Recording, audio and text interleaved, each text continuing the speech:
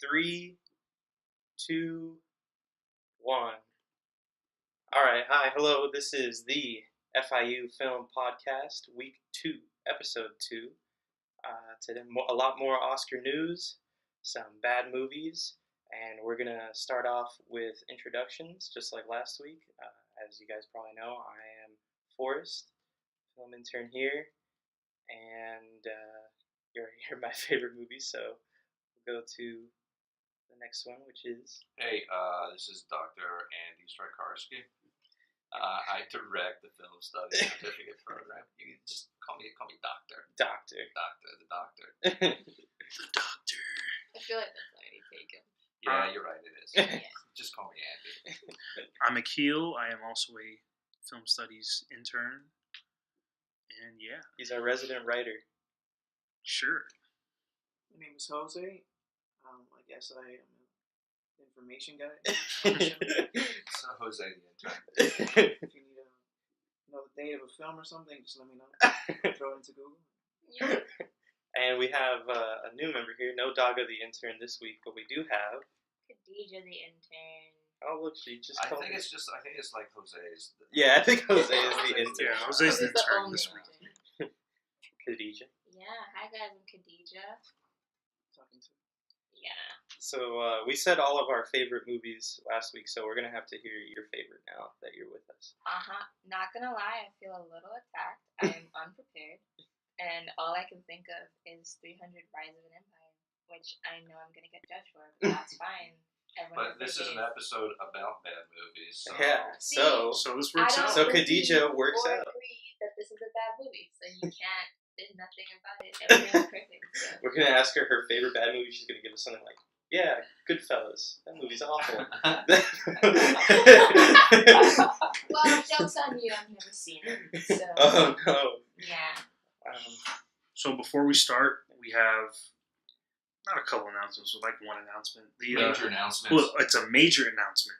We have the Oscars watch party this Sunday in room GC 140. It starts at 7. We have free food and refreshments. And that's all you need to know. Free There's a food. red carpet. GC 140 on the FIU NMC. University Park, MMC campus, South Campus, whatever you like to call it. We've got red carpet. Dress up if you want to, Bingo. although it's not necessary. But I there will be red That carpet. just red means carpet dress up. photos. Yeah. I want Oscar to bingo. dress up. Bingo. We're all dressing up. If I see people in sweatpants, I'm gonna be upset. I mean, no sweatpants, no, like onesies with little feet kind of thing. If you ever wanted to play Oscar Bingo, this is the funnest Oscar Bingo event you can go to. Absolutely, and free food. Free food. That's just always. That's always a seller. always So- them. Just like every week, every... Oh, and 2 we'll be weeks. watching the Oscar broadcast too. Yeah, that will also be going on in Yeah. the background. So, just like every 2 weeks, we go over movie news and talk about our favorite movies. So, the Oscars haven't happened yet, but there's definitely been a lot more news in the past 2 weeks. Just to update you guys, there was, as you've heard, probably, 4 categories removed from the Oscars and put back. And those being cinematography, best editing, costume, and what was the last one? Oh, the short film. Short documentary. Live action short. Live action short. Yeah. But they were put back 3 days later Yeah. because of protests. They were put back 3 days later because of obvious protests. I mean, of all categories to remove. They were put back because Martin Scorsese and Spike Lee signed a letter. Yeah. They signed an open letter that you need to bring And it Roger back. Deakins. Yeah. Yeah, Oh, Roger yeah, Deakins, of course. No, there was like a lot of big time names that signed that letter. No, I just, if you're going to remove 4 categories and you take out cinematography and editing, at least those 2, it's like, stop it. Like you're Those are movie making. you're playing with our feelings right now. I guess everybody just likes the director. I mean, so for the average casual moviegoer, cinematographers and editors are people who they don't know. Yeah. I mean, some people don't even know directors. People I watch for know, the and people that's- really watch for the actors. People If watch you for the stars. That's right? a shame. It is a shame. That is and, a shame. and that's one of the things that the Oscar broadcast can do is like, Yeah. So if come for the actors, stay for the cinematography. It's a. Yeah. I mean, obviously, not literally, but it's you can start to think about more the process of movie making and all of the work that goes No, into seriously. it because of that broadcast. That awards ceremony has like this opportunity. I even want to say the word like this privilege to showcase what movies are all about, and that's what they say they are, right? But then they snip things that are part of the essence of cinema that not many people can know about. This is like the one time that these people that are in the background that get to make everything on center stage. Mm-hmm. It's like here you are, but no, they'll just give it to the producer and the. Yeah, so I mean, the in general, the Oscars are. I mean, obviously, the viewership has gone down in recent years, and so there are attempts to respond to that. And I think obviously this was an attempt to staunch the bleeding, but at the same time, it's like I think that there's just not going to be the same audience for the Oscar broadcast as there was in like the 60s and 70s, and I think it continued to ride on the momentum that it had gained at that period of time. But I think it's a different world, and I just don't think that the Oscars can expect to regain the kind of audience that they once had, just because of the way that our culture is more fractured than it once was. That's a pretty sad thing to say about the state of cinema right now. And they're nominating bad movies. Yeah, and well, I don't think it's. I don't think that's part of the. That's part of.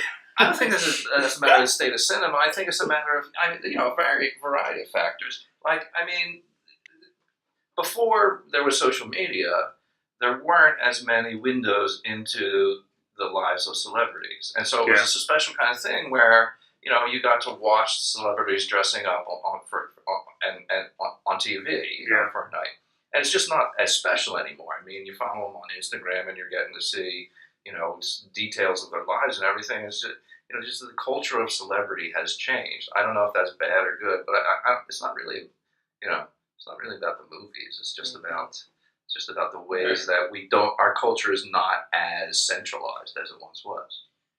I heard a conspiracy theory through someone in this room. He is a writer.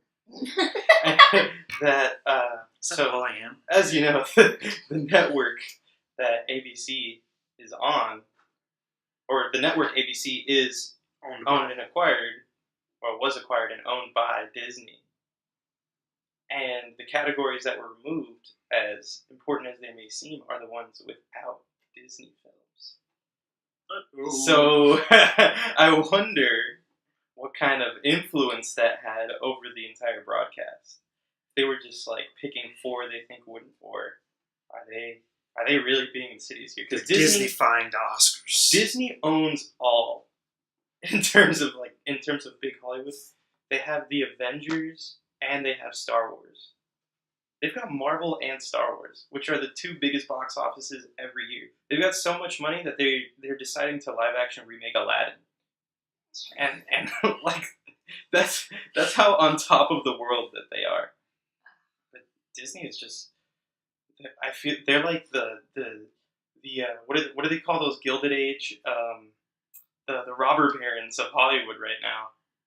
It's just freaking Disney beating up everybody.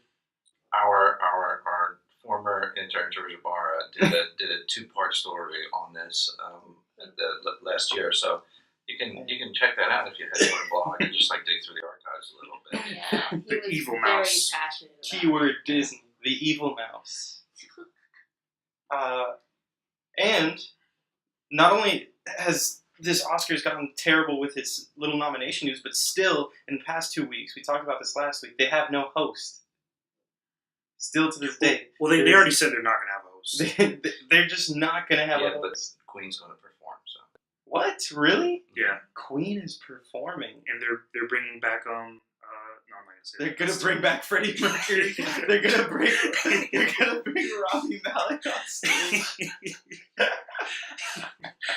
I mean, I wouldn't be surprised if they're performing with Adam Lambert, right? But I wouldn't be surprised if like they did pull Rami Malek out. Well, they have those hologram concerts now. Like apparently there was a Tupac concert like 2 or 3 years ago. That Not was just, apparently, it did happen. it did happen. Yeah, I didn't see anything about it except some very short GIF of holographic Tupac doing Tupac things. GIF? Well, all right. Are we gonna have this? I'm again? gonna need you to stop right there. But We almost pronounce giraffes. Wait, giraffes. Okay. Okay, I'm sorry. but the host is part of the show. I mean, the host is what like when I would tune in. Well, the there are hosts, plural.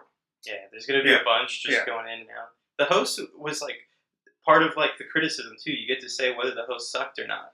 And they've actually been pretty good the past few years, to me at least. Seth MacFarlane and Stephen Colbert. Like part of the fun was like judging Oscar hosts. I forgot about Colbert, but Ellen was pretty good. You like Jimmy Kimmel was okay Okay. sometimes. I really hated that whole bit they did last year where they, traveled across to the theater. Oh, that was right terrible. across the street, That was a and complete waste of time. That was, Why don't you cut that out instead of right, cutting exactly, Yeah. Exactly. It would be so easy to cut, Yeah. And the other thing, in terms of Oscar broadcasts, is just Oscar montages. I mean, how many? There was at least bloody. four.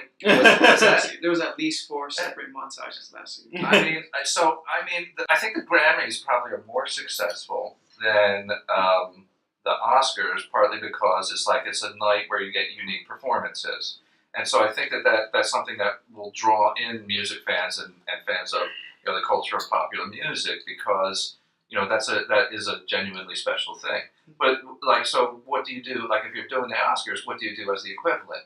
Well, you can't. I mean, it's like you're gonna have unique films. I mean, it's like you can't recapture it. So I think what they try to do is they do they do the montages to and capture just, all the cathartic moments put together. So just like cut the extended host skits, cut the montages, But and I think you've solved your problem in terms of But length of I broadcast. do think they should have the skits that they do before they announce when the two presenters walk up to the mic and they present whoever's winning the Oscar.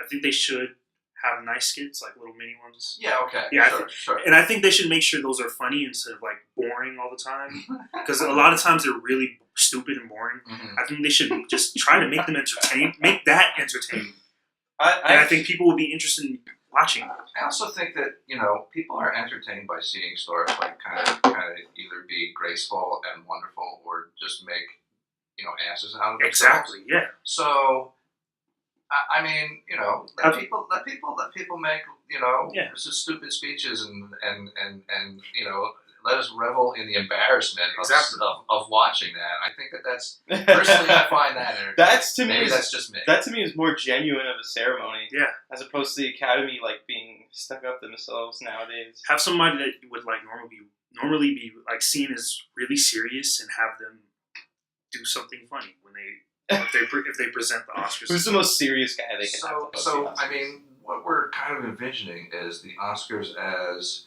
Dean Martin's Celebrity Roast from the. Yes, from- that's from- exact. That is literally the That- exact idea that I had. That is in my how they mind. turn it around. That is that would be the greatest Oscar. That would be the best movie award ceremony ever. Just have all the nominated directors plastered so that they can reveal right. their emotion Don't to make us. Don't make it a non-drinking. I know venue. that. I mean, have people get all sloppy. I think that's why I liked Ellen, because she would roast everyone.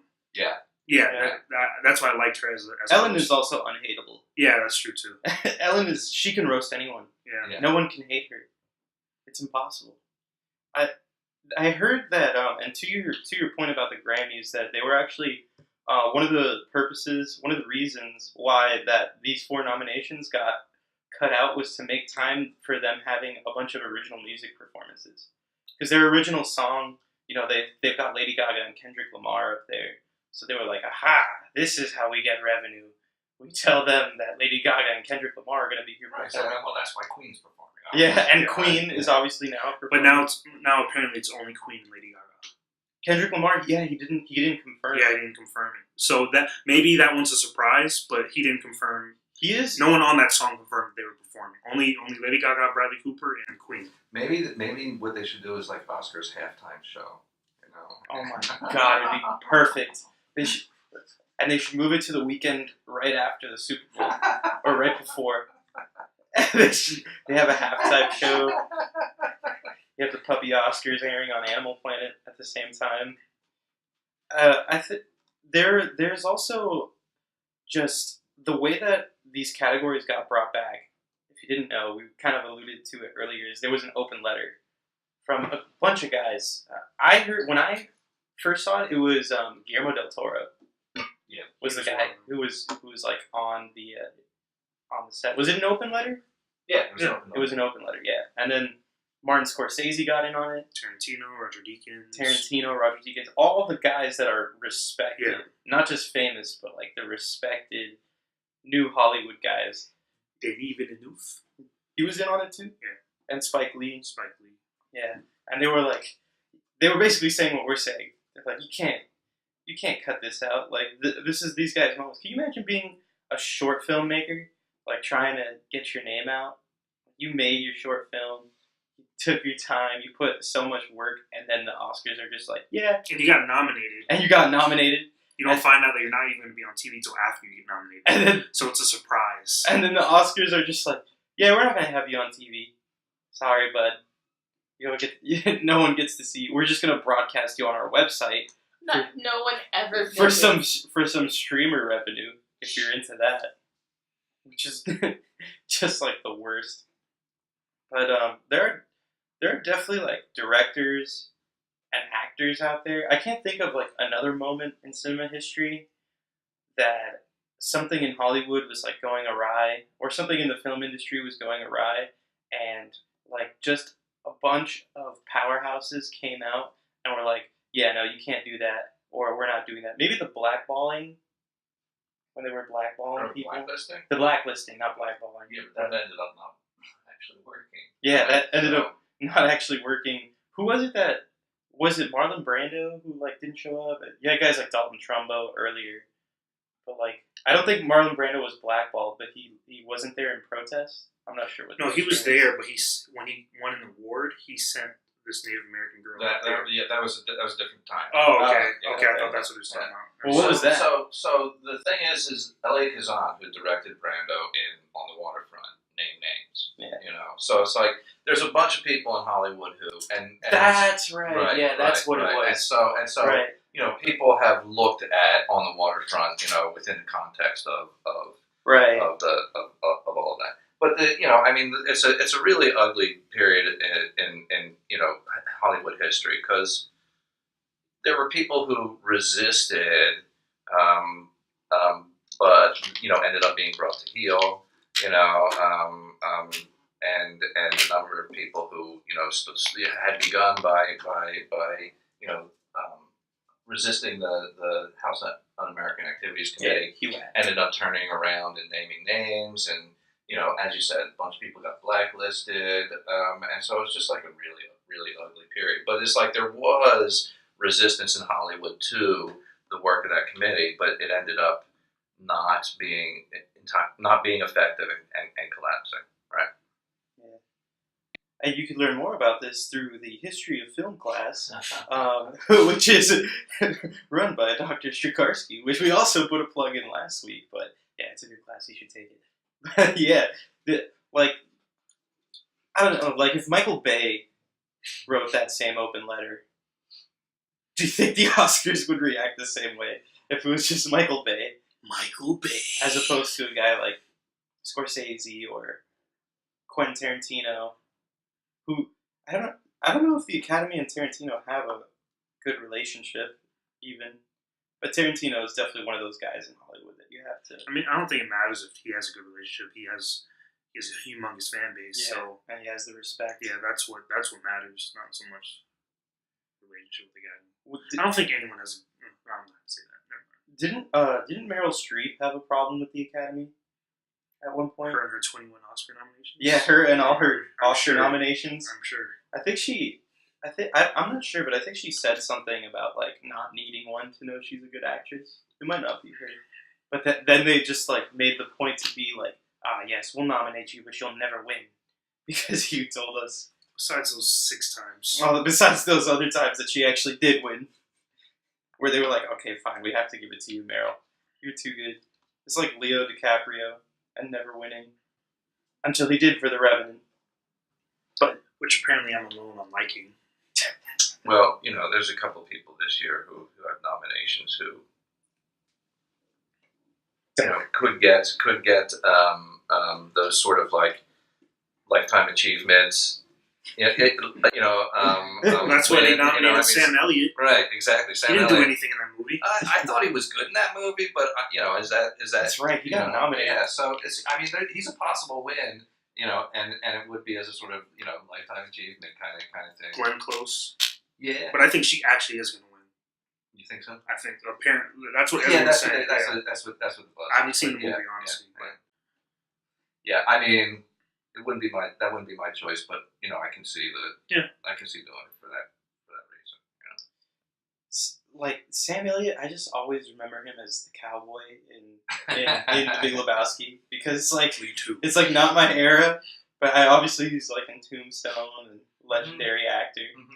The first movie I saw with him in it was The Big Lebowski. The Big Lebowski. So that's what I know him Or as. he's that. God. Yeah. That's what I know him as. He's like God in the flesh talking about Lebowski. Or he's not. It's ambiguous. Whoa. I don't know where my accent's from. Kind of from Texas. He's got a great voice. Yeah, He's got a fantastic He voice. does. He plays Doc Holliday in Tombstone, right? Yeah. He goes and chases after Wyatt Earp. Yeah, Tombstone is definitely a good Western. Isn't he like 70? Right? Is he? He looks good for 70. Yeah, I think he's pretty old.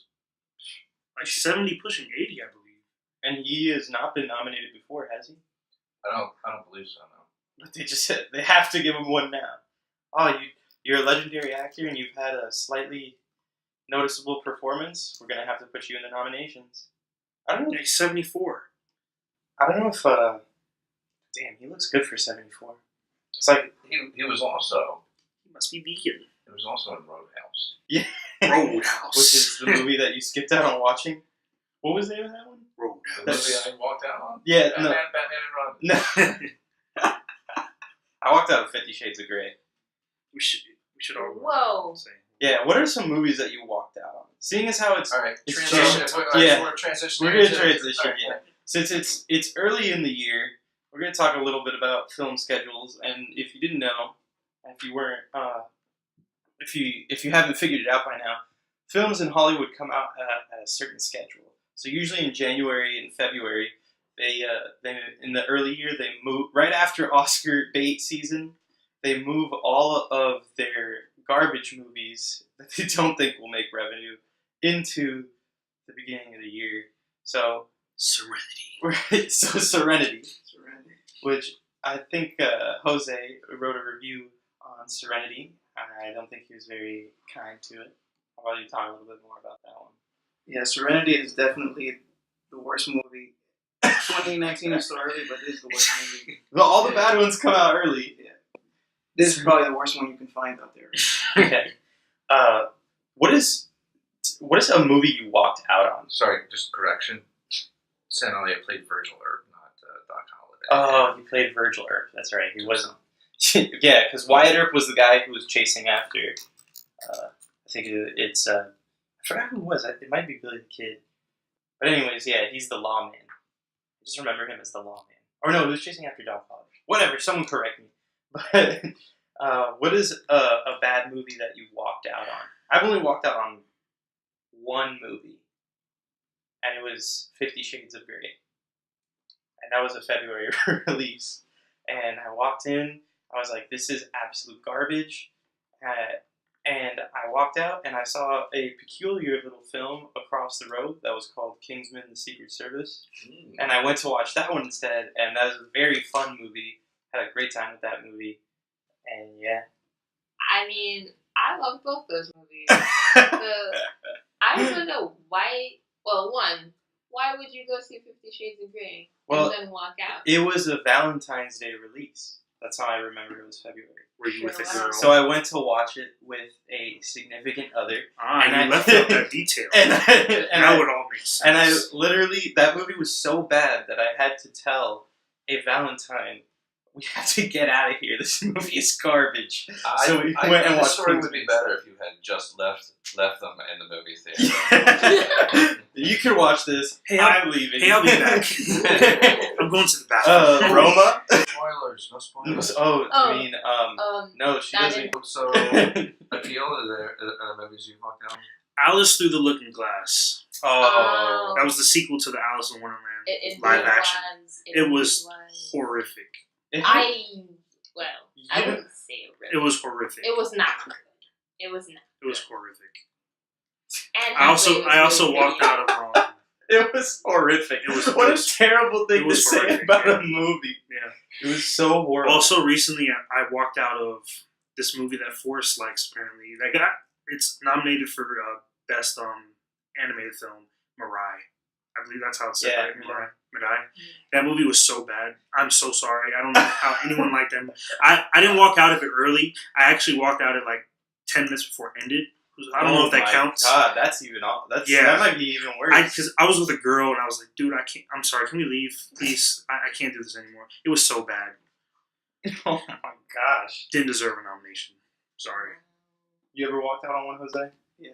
Yeah. Oh my gosh, Jose's walked out. I remember walking out of Green Lantern. Oh my god. Ryan Reynolds. Oh my I feel god. like this is Bad Movies Anonymous. Like So yeah. So I thought I would give superhero movies a try, and then figured, hey, I'll watch the new one. It's in theaters. Oh god. Green Lantern. That's the wrong one to try. I made it about 30 minutes in, and I was just not feeling it. Yeah, I watched that like on Netflix or at home or whatever. Yeah, I made it about 10 minutes in, and it's just like that's all I really need. Dude, actually, I didn't finish that movie either. I also downloaded it, legally, of course. I downloaded it and I watched it, and that scene with the airplane and his father was so over the top dramatic. I was watching, I was like, wow, this is boring. I can't do it. That film didn't even make his money back. That's one of those where you know if you download it, you wipe it from your hard drive. Because it's like, I don't even if I don't need the room. What would I need this for? I honestly, I tried. I gave it a wholehearted try for Justice League. I downloaded it and I was watching it, and I wanted to get through it. I wanted to be part of Justice League. I wanted a statement. You know? I wanted to actually get through it so I could have seen Justice League, because it is the superhero phenomenon, and I couldn't. I got to about Batty Superman. Pile of trash. I'm sorry. Can't. The new Justice League? Yes, the new Justice League. Terrible movie. I've God. taken a break from DC. Yeah. Okay. We're on a break. I think DC needs to take a break. Yeah. From DC. I didn't see Aquaman. It made all that money, but I heard it was still really bad. I didn't see. I think it reveled in its badness. Like, I think at this, like, it seems from the trailer that DC's like, okay, you think we're bad? We're gonna do it. Let's do it. And they just made this over the top. Yeah. It's like, we got Jason Momoa. We've already built up his character to not be serious, so. And you know what? Marvel needs to be held accountable for those Ant-Man movies, because those are horrific. They're both bad. Well, especially that second one. Yeah. I kind of had a problem with, like, especially after the first Avengers came out, and it was considered like this really good, great superhero movie after the dark age of superhero movies, Which it was. like the early 2000s, like with Ben Affleck being Daredevil. And Spawn. Because superhero movies had like a dark era, except Sam Raimi's Spider-Man, always in my heart. All three are good. All three are good. Yeah. Yeah, I said it.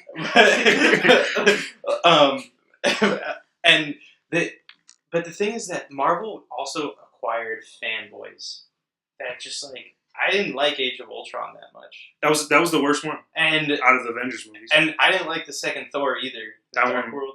Oh, that was bad too. People just like blindly are just like, they are good. Well, they are great. I don't They know. must have over an 8 on IMDb. I don't know.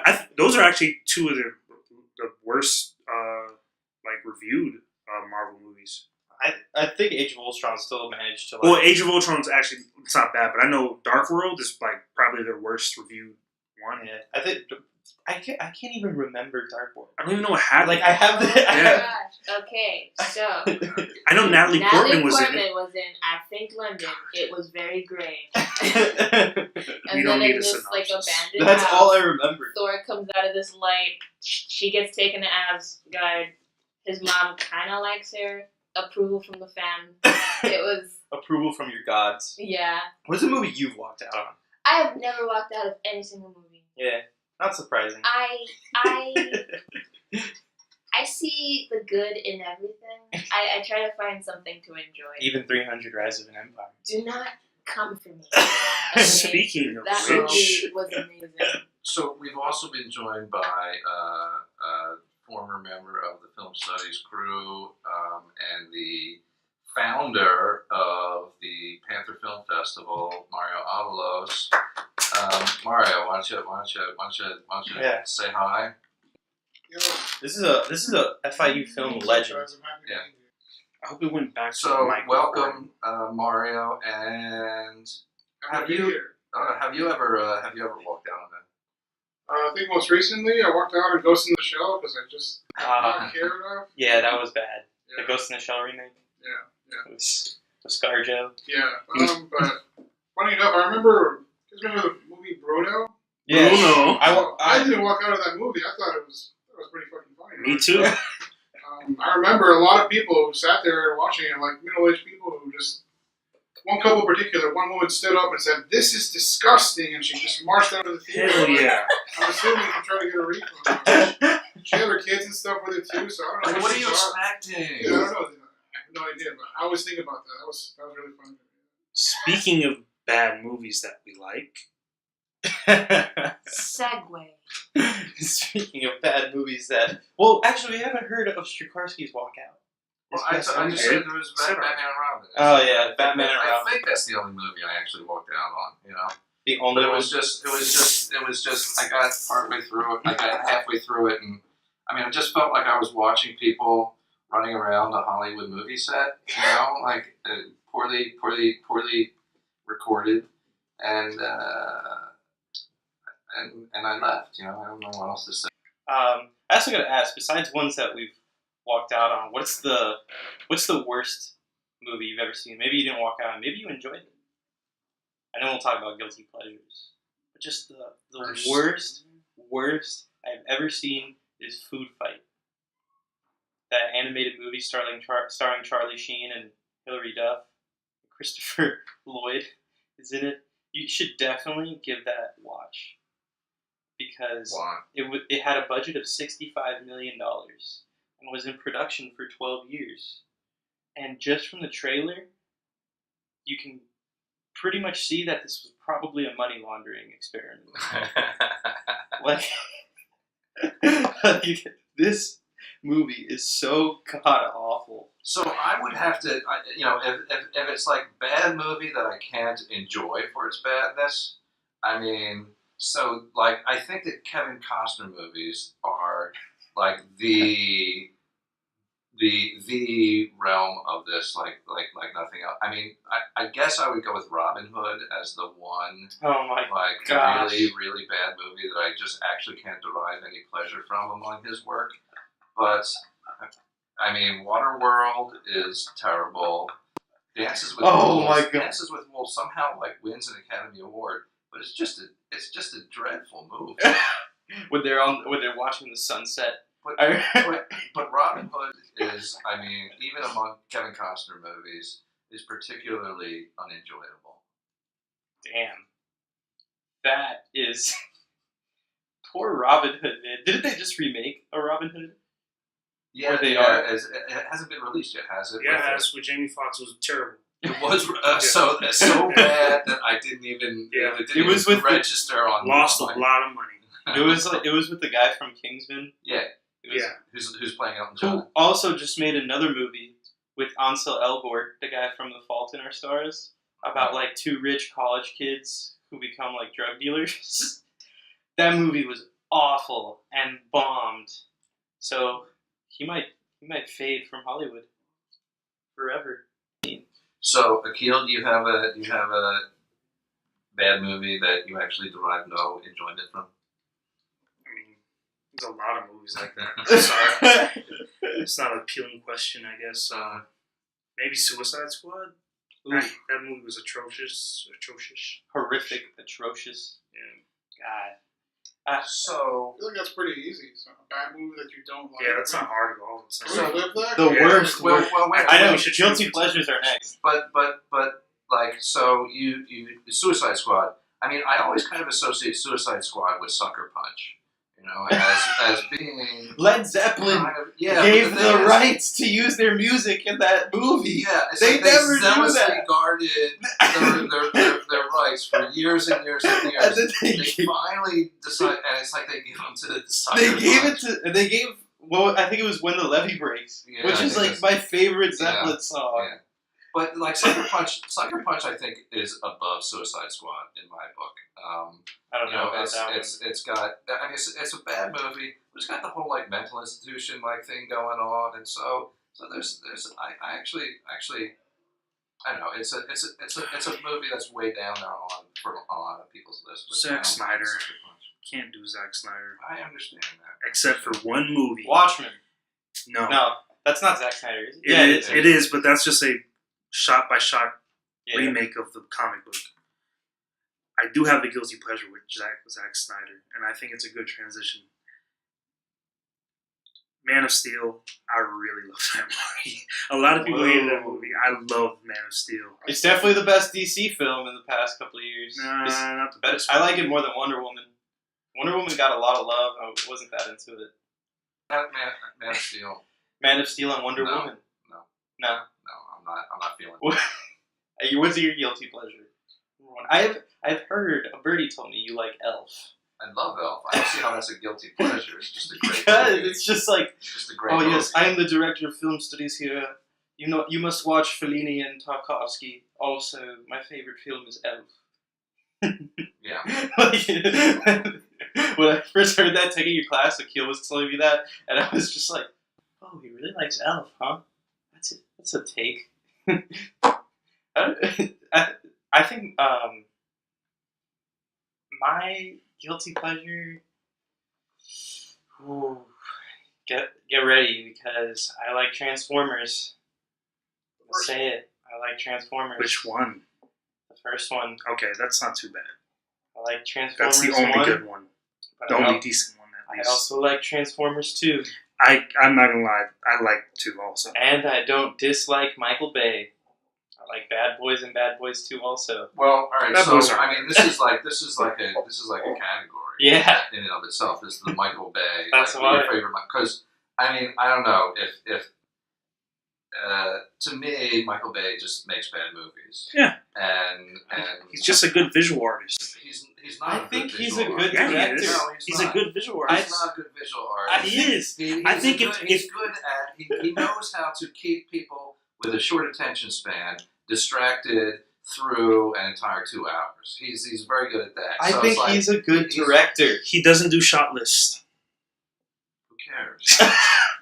It's like Michael Bay is like the shiny sparkly thing of movie directors. It's Yeah. like, oh, I am distracted by this.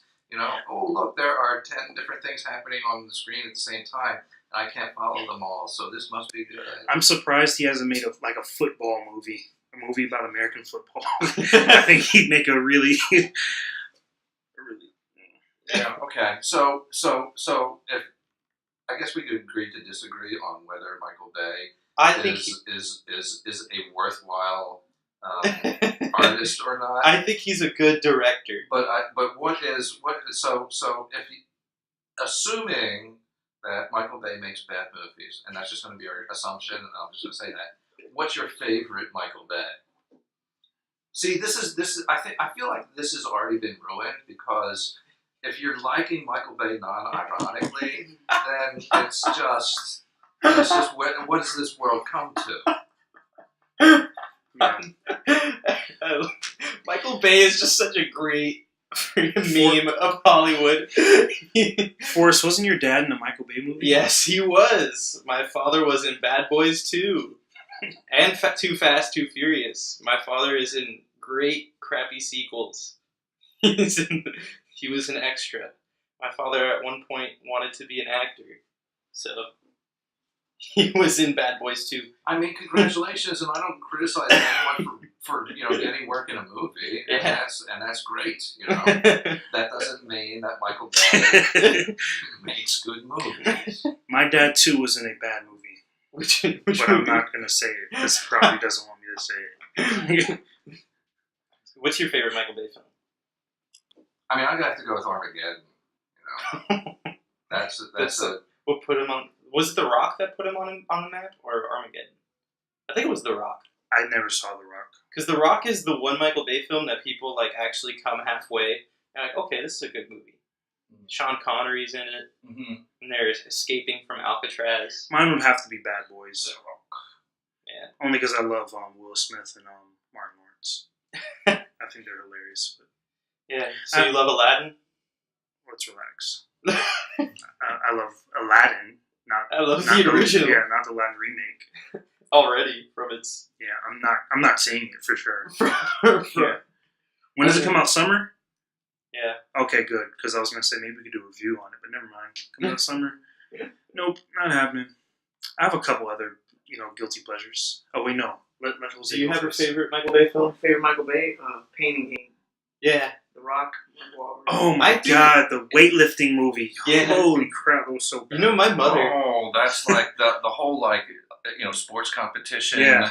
Like bad movie genre is so good. There's the we were just talking about the Sylvester Stallone arm wrestling over the top with the greatest arm wrestling theme song by Kenny Loggins ever. A movie about arm wrestling. Funny Oh my God. funny how my life is so related to Michael Bay, because my father was in Bad Boys 2, and my mother used to cut Daniel Lugo's hair, so it all comes full circle. That doesn't sound like a full circle. You're an It English sounds professor. like- You have to give me some leeway here. I have to make these tenuous coincidences connections. or 2 degrees of separation is like full circle. Michael Bay and I were meant to be together. You think so? Yeah. All right. Well, congratulations. I'll get back to you. Does Kingsman count as a guilty The original pleasure? one? That's an interesting. The original one, first no. The original one, no, it I got think good it's a reviews. good A lot of movie. people liked it. The second one was, The second one's awful. yeah, but the first one's Was it pretty good. awful? Awful. Okay, well, I thought it was whatever. I mean, it's like, to me, that movie is watchable. It's watchable. It is watchable. on cable. Yeah. Half of it is watchable. So if you catch it halfway through.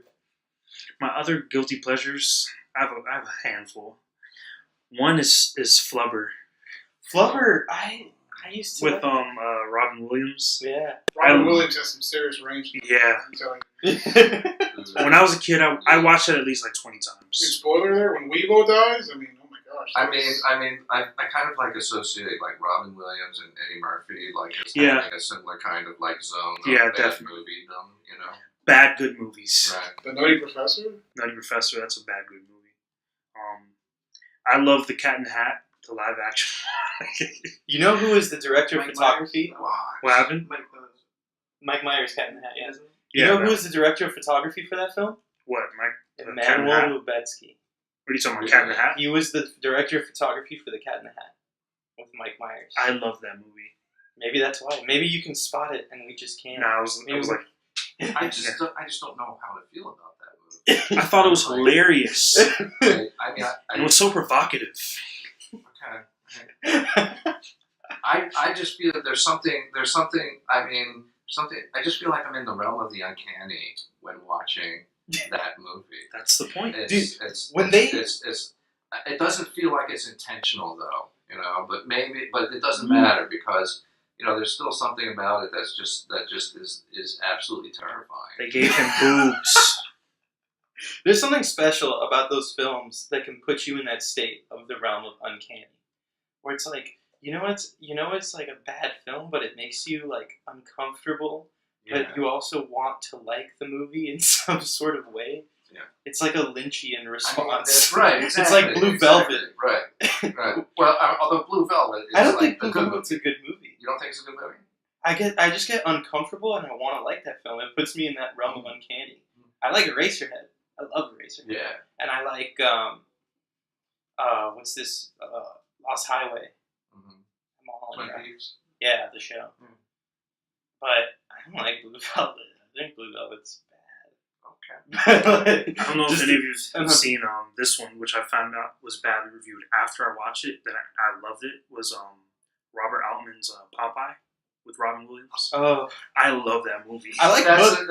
that's another uncanny kind of movie. But I think if you like Popeye the cartoon, Mhm. I think that's a perfect adaptation. It's so bizarre that Robert It Altman is made that movie. Super It is. bizarre. And Steven Spielberg made Hook. Yeah.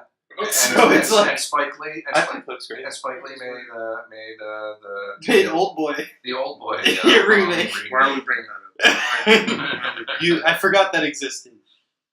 For a second, I was happy with my life. Spielberg made Hook. Spielberg made Hook. I think Hook is a great movie. First of all, I remember liking. but Hook's like IMDb score is a 6. I'm just like, why are people not liking this?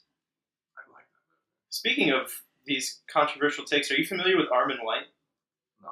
He's like the Rotten Tomatoes, Columbia University, New York big time film reviewer who's like known for just having the opposite opinion of everyone else, and nobody can tell if he's being genuine or not.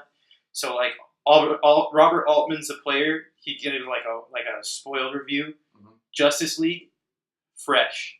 Love that perfect movie. movie. Perfect Said film. the perfect superhero movie. The perfect superhero movie. But he's given Rotten to things like Tour de Force's like Piece de Resistance, like over the year. Children of Men, he gave a Rotten. He's given Rotten to like Coen Brother films and like No Country for Old Men. Mm-hmm. He gave a Rotten. He clearly hates art. But like if you go to his Rotten Tomatoes, you're just gonna be like, what's wrong with this man? I think he gave a fresh to Kingsman though, so good on you, Armin White. Sounds like someone who's screaming for attention. That's Crying what- for Yeah, attention. yeah. But like he's also like this very like Ivy League stuck up guy. Right. Yeah. So it's I can't tell if he's like being genuine or not. He's one of those. I don't think he is. I think he just likes the attention of being controversial now. Probably serious in the way that like Zizek is, serious. Who's another? He's the Michael Bay of film reviewers. Another intellectual. I'm just tired already. Let me see some of these. I actually one time in your class, shouldn't be admitting this, but one of the few times I did not pay attention, I was expressing to Akil the fact that Armin White exists, and when I showed him that the player was rotten but Justice League was fresh, he was like, "Don't even talk to me anymore." Like I was like sitting next to him, I was like, "All right, I guess we have to pay attention in class now." Darn it! Darn it! Yeah. So we've covered Michael Bay, right?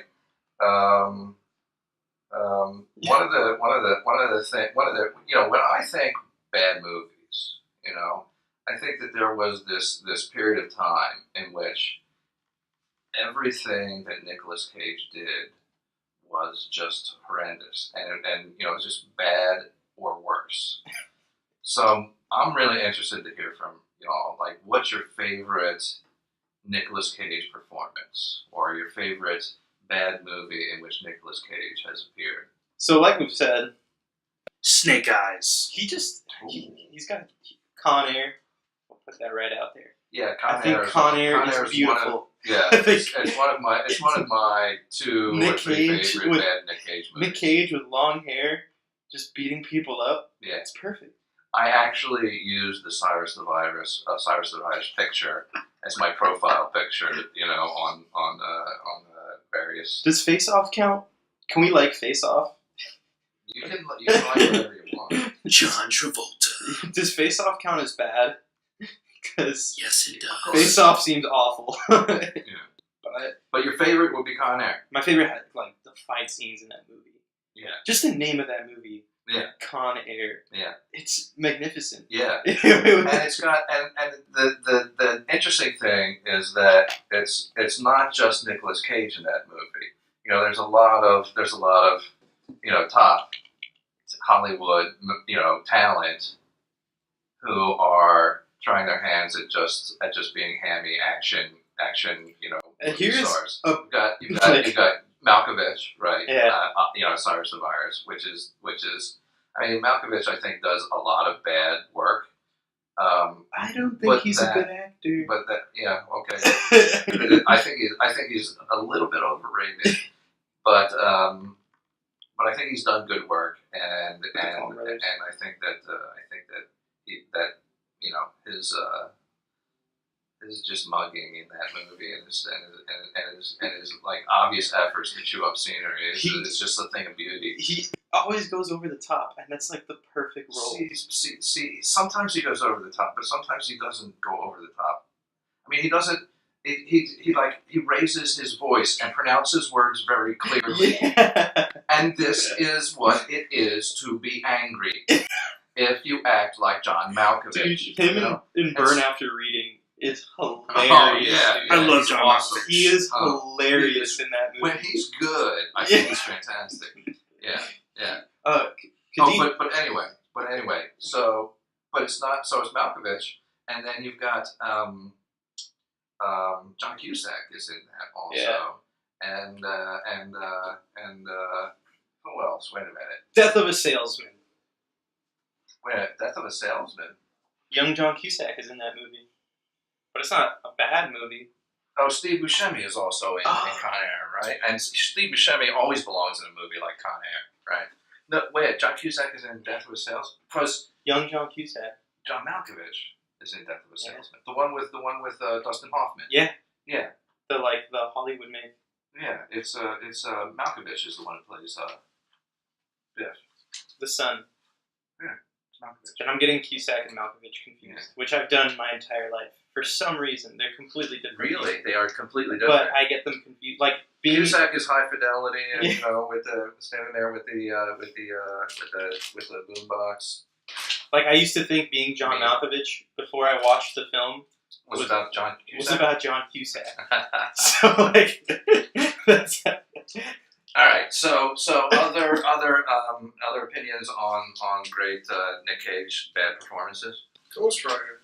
Oh yes, the first Ghost Rider and National Treasure. I think Wait, there was more than one? Say more There's about Ghost two. Rider. Oh yeah, there's two National Treasures. Yeah, because National Treasure. I mean, personally, National Treasure is like my favorite bad Nick Cage movie. But he's not as bad in that as he is in like Ghost Rider or Wicker Man. You know, I mean, Wicker Man is just fantastic in its badness. But the reason National Treasure is my favorite is just because I'm from Philadelphia, and so all of the Philadelphia scenes. And it's like everyone I know from Philadelphia always talks about the physical impossibility of getting around the city in the way that they do, because at 1 minute they're at Independence Hall, and then all of a sudden they're at Market Street Station, and it's just like if you know the city, you can see that. But that's something that only a native Philadelphian would even care about. But, it doesn't work through time. And movies have like that uncanny ability, especially like these Hollywood productions where like you're going around a city, like National Treasure, or like what the first thing that comes to mind of an older example is My Date with the President's Daughter, which is like an old Disney film where they're like going around DC. It's like, wow, you've managed to take this whole experience of going to this great city, and you told me that you could go from one end to the other in 30 seconds, and here I am stuck in traffic for 45 minutes trying to get to Independence Hall right now as a tourist, and I was completely led astray. It's your fault, Hollywood. Yes. Yes. And so, does anyone else have a Nick Cage? You were gone while we were talking about John Malkovich. Well, I know nothing, so. She was gone. She was gone. Period. So she needs to. He was. Hey, her I was on Snack Wrap. She needs to say her guilty pleasures. Tell I us your decided food. Tell us your guilty pleasures besides 300 Rise of an Empire. I have no guilty pleasures because I'm not guilty about anything that brings me pleasure. Listen. Embrace your opinions and what makes you happy. I'm guilty of nothing. Okay, what movies do you like that nobody else likes? I don't know because I'm a very self-absorbed person, and once I like a movie, it's good. What So- badly reviewed movies that you like that nobody else likes? I don't know because I just assume like once I just assume they're good. I just assume everybody liked it. Well, I had a great time. I'll So tell you one everybody else thing. had a great time. Not a lot of people like 300 Rise of an Empire. Those people are wrong. So- That movie was beautiful start to end. There was only one scene where I felt was a tad off Me that too. could have been left out. It was a very violent sex scene. It was just I was very uncomfortable. It was like 2 minutes. I was very Was it uncomfortable. rape? No, it wasn't. It Oh. was all consent. Well, It was just it it turned. was Spartan sex. It was. Was it aggressive. Buddhism? BDSM? No, it was consensual, but then not because one of them. So, agreed, so I they love were her, not but- practicing ongoing consent, which is Yeah, sure, because she made it weird. The guy was uncomfortable. I was uncomfortable. It took a turn. all right. So at this point, I'm glad that I so loathed 300 that I didn't you're catch 300 Rise of. It was Rise just of literally. whatever. It was Have like you seen 2 minutes. the 300 Spartans, the original? Like there's an It's original. like a good. Yeah, there's an original. Oh, Not gonna lie, I haven't seen 300 recently. When I was a kid, I thought that movie was that movie was. Everyone thought Awesome. that movie was like the That- shit It when was it came out. amazing. I hated When that he movie. kicked that like, messenger like, down a well, that just I was like, well, now I'm here. I'm just I thought- here for everything you have to Man, do. I thought that movie was so epic. It was You so good. you mentioned Aragon, Mhm. right? John Malkovich is in that movie. Oh yeah, he was the bad guy. He's the bad guy, and that's like one of his best over the top performances. Not gonna lie.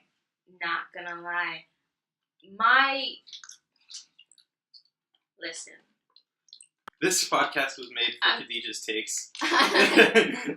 I am slightly, superficial. I'm just gonna put it out there. I judge faces, and I don't know whose name.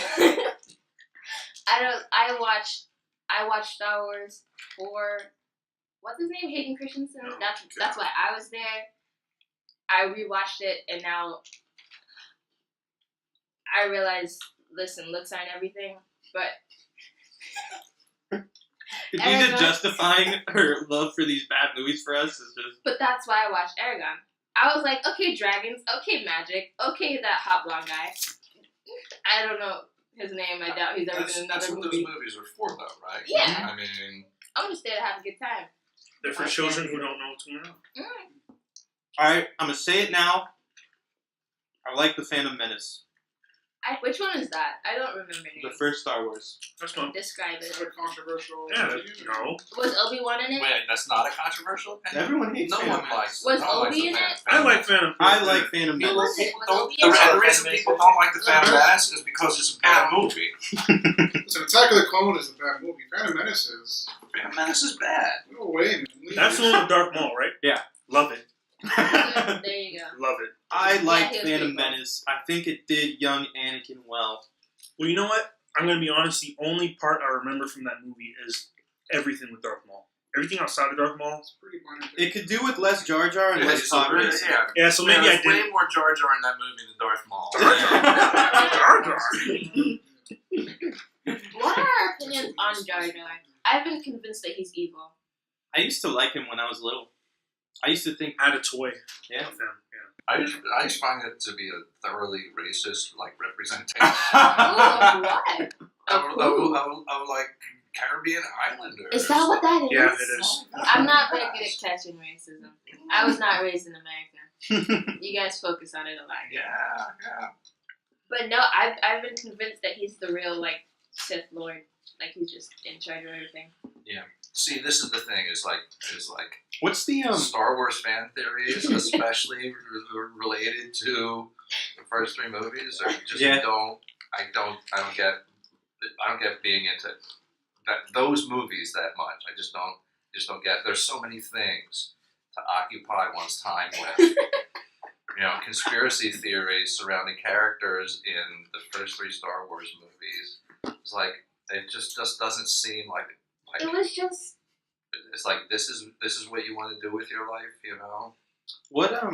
What's that Nick Cage movie where he goes, "You don't say," where the meme comes from, where he or I think that's what he says, like, "You don't say." I think That's right. I can feel that. Like that's in my mind, but I don't. his know what movie that's performance in that movie, from. Like he was like, "You don't." Jose, like it was just the over. intern. Where does the meme come from? From Vampire's Kiss. Vampire's Kiss. All right, that Never movie heard of it. is atrocious. As Akil once said, it is horrific. Yeah, I haven't seen that, so Oh, that's how bad it is. You And know it's a what? bad Nick Cage movie that you're not aware of its existence. I'm gonna say it. None of the Star Wars movies are well made. Oh, no. I agree. Especially episode 5. Yeah. What? You people are nuts. Like Episode 5 is the one actually good Star Wars movie. It's the single good Star Wars. They didn't movie. age well. What Let me say that. They didn't age well. Who, what, where, when? No, I The disagree. first 6 Empire episodes. Strikes I Back. don't Episode 5 remember. is still good. I don't Episode remember 5 is still names. good. Episode 3, when Yoda. Wait, is it episode 3 when Yoda and the Emperor? What's his name? Yeah. Darth Sidious. When they fight in that episode 3, right? Episode 3, yes. They're supposed to be probably the 2 strongest Jedi Wow, yeah. in the universe, That fight was not. and fun. he zaps him a little bit, and Yoda catches it and throws it back at him. That's the whole fight. There's no super force. I'm thinking they're gonna pick up buildings with their force power and have a crazy lightsaber fight, and they're like, "Yeah, here, okay." And that's it. I They're mean, old people, alright? no, that doesn't matter. What do you guys think? Their positions are based on what they did in the past. Okay, they moved up in the ranks. They battled no one for like 50 years. You know why that's chop suey? Because Darth Sidious whooped Darth Vader's behind.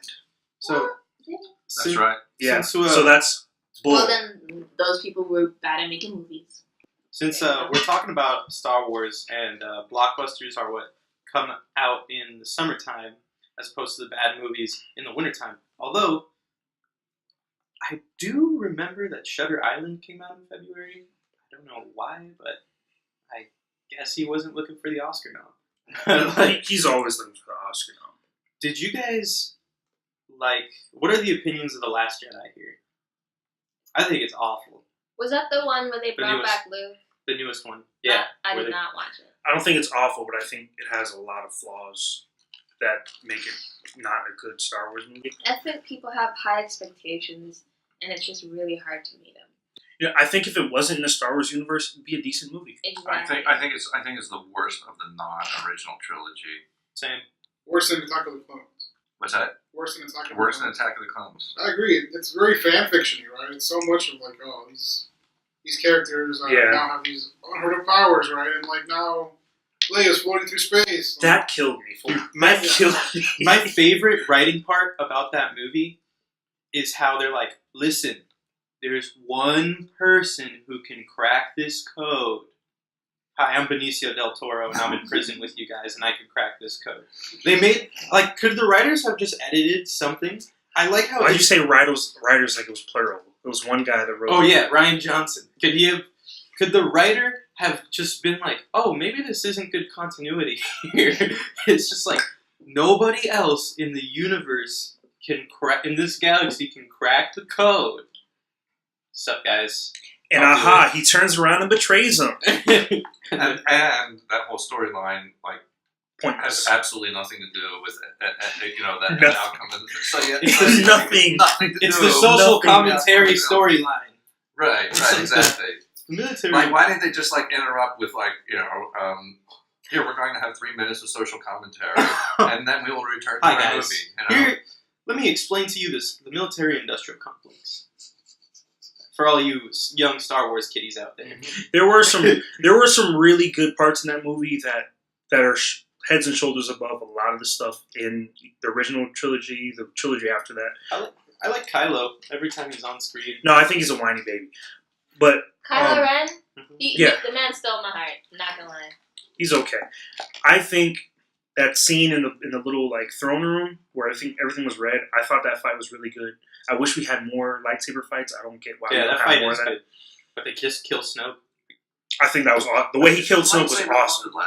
Lightsaber fights get boring. after No, a they while. don't. Yeah, I I have know. never been bored in a lightsaber fight. The whole- Not I think I've been involved in more lightsaber fights than you could possibly imagine. I I tell used you, my brother Oh, and yeah. I used to do that. they get boring after a while. I The guess. lightsaber fight. Especially going up against Star Wars kids. I think- mean, it's just You like gotta. I think the reason why these movies aren't as good as they should be is because they're not really like they're not using enough of the mythos of the mysticism of the Jedi. No, we've barely seen any Force-like powers. There's like 2 Jedi in the whole universe apparently. I think that's part. To me, I think at least for me, the reason I like Star Wars is because of the whole Jedi thing. Yeah. They're space samurai with wizard powers. See, now that's interesting because to me, the best of the Disney Star Wars movies is the non Jedi one. I like Rogue you One. Yeah, Rogue One. I to think me- Rogue One is a really. To me, that's the best Disney Star Wars movie. It is. It absolutely is. But I still think that movie still had some Jedi action. No, you're right. It had when Darth Vader came in at the end of that movie. At the end of That movie, was amazing. that was amazing. Yeah, that was pretty amazing. that movie. Okay. See, the writers did something clever Exactly. in that movie. They Exactly. covered a plot hole that was 29 years old. Right. Yeah. Hey. But the other thing is like, okay, so it's like you want to make social commentary and have a Star Wars movie. Well, I think that movie like shows you how to fold your social commentary into the plot. I mean, because most Star Wars movies are just like celebrate war and violence, you know, and What's not to and- celebrate? right, exactly. But this movie is like at least, I mean, it's showing you like the war and violence, but it's showing like the costs of it also, you know. So I think that is like, and it's not trying to hit you over the head with that idea or anything. I mean, because it's still just a Star Wars movie, right? But they all But died. but Spoiler. I mean, it's alert. not just You know it's that. not just I that. do And not think know like that. I've never consistently seen through it. the movie, it's like raising the question of, you know, what kinds of what cost is worth paying, you know, for, you know, this or that cause, you know. I mean, so it's that motivates the plot and a lot of the questions and a lot of the action. So it's like that's how to tell a story and make sure that your theme is folded into your plot, as opposed to, well, let's just have this digression that has nothing to do with the plot Yeah. in order to comment Free on the something. horses. It literally added nothing to the plot. No, but it gave us little Force users. No. They could have done. It gave us. They could have literally had. They could have not shown that plot and just showed that little some random kid on a planet picking up a broom with his Force powers, and it still would have worked at the end. What's your favorite Star Wars film? Let's go around here. Didn't we go? Oh, never mind. Your favorite Star Wars film? Well, Just pick Empire. one. Episode Empire. five, yeah. Yeah, Is that episode 3? No, Five. it's not. That's episode that's 5. Revenge of the Sith. Episode 3 is probably my favorite one. Revenge of the Sith. Oh my god. Yeah. Oh my gosh. I'm not gonna lie. Which, Oh my It's- god. It's my favorite. It's my favorite one. which one? Mine's Rogue One, even more than Empire. What? I like Rogue One more than Empire. That's respectable. I can. Which one? Which is the one where Anakin and Padme fall in love?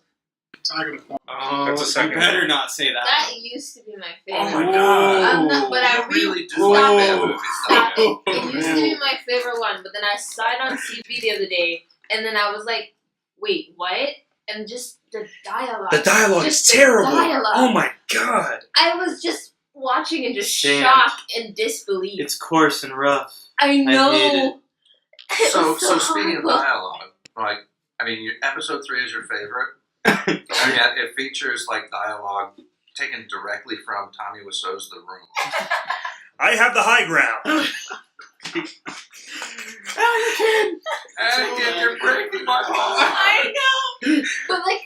But like, continue watching as a child. Oh my god, Hayden Christensen is so hot. Oh my god, Natalie Portman's so hot.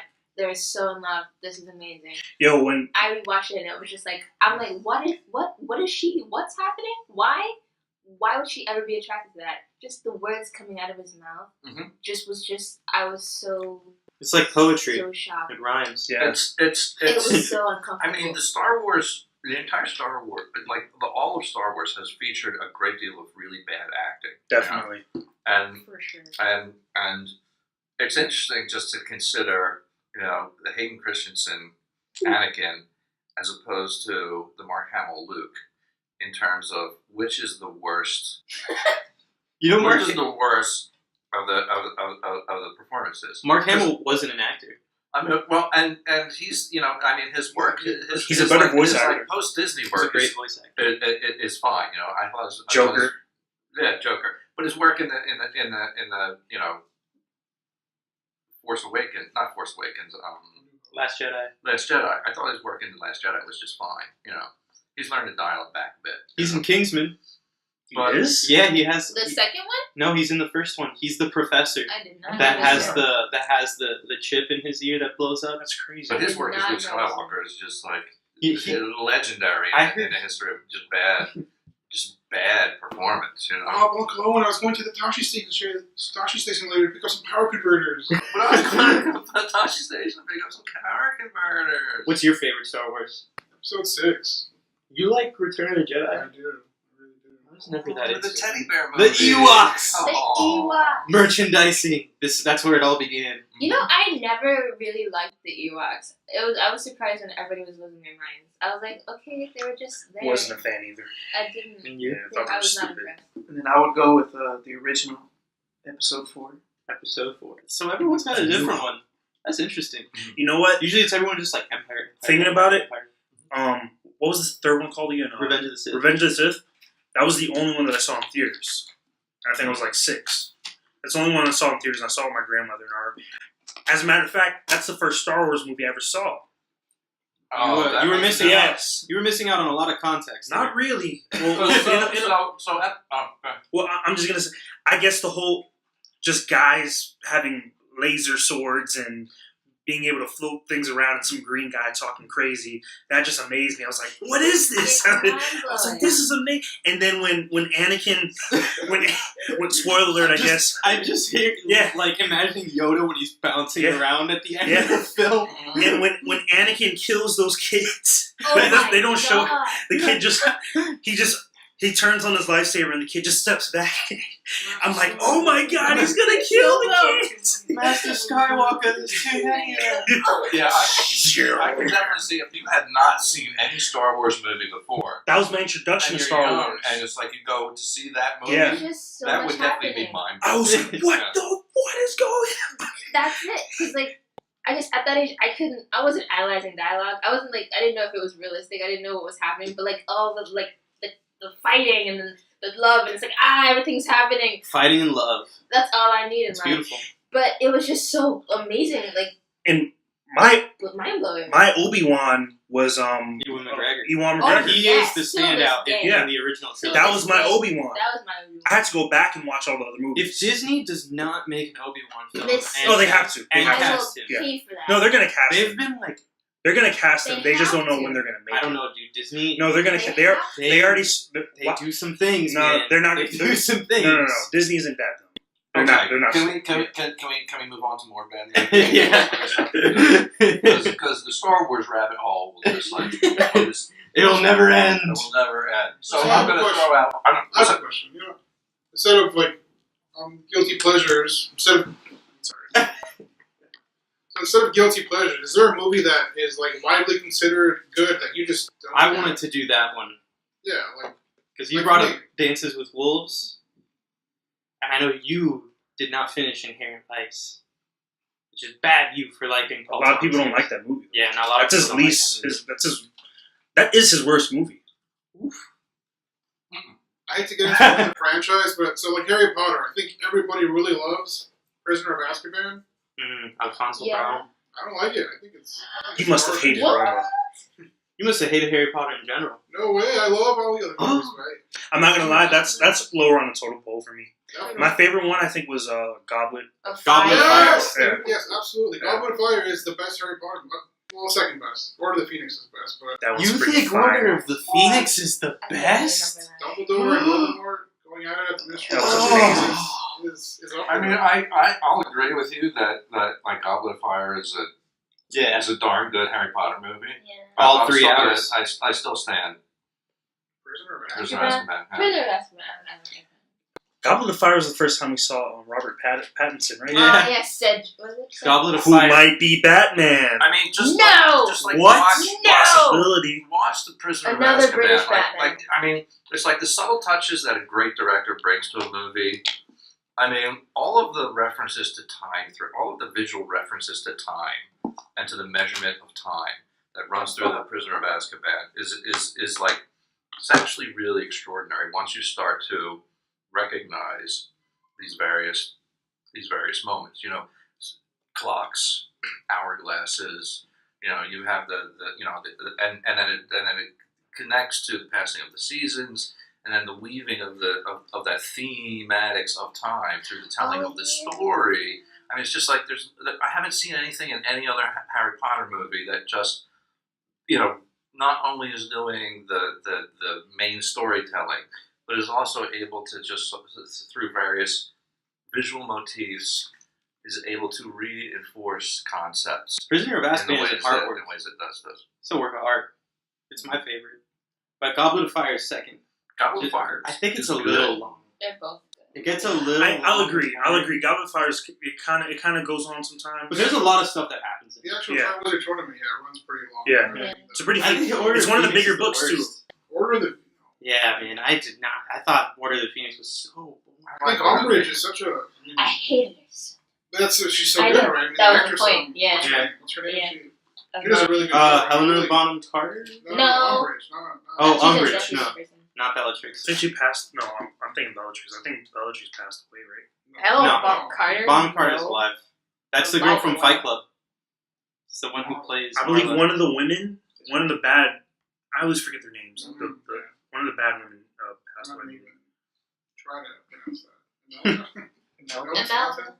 Imelda She Staunton. was so hateable. It was Not gonna amazing. lie, that very last one, the 8th movie, because you know they made the 7th. Deathly Hallows too. Yeah, Yeah, I thought that was watch fire. that. I thought Deathly Hallows was. I Amazing. checked out halfway through. The second Deathly the Hallows first movie, because they made 2 parts. Yeah. I thought the second one was awesome. I like the last shot in Deathly Hallows 1, but other than that, Deathly Hallows 1 is really fun, rewatchable.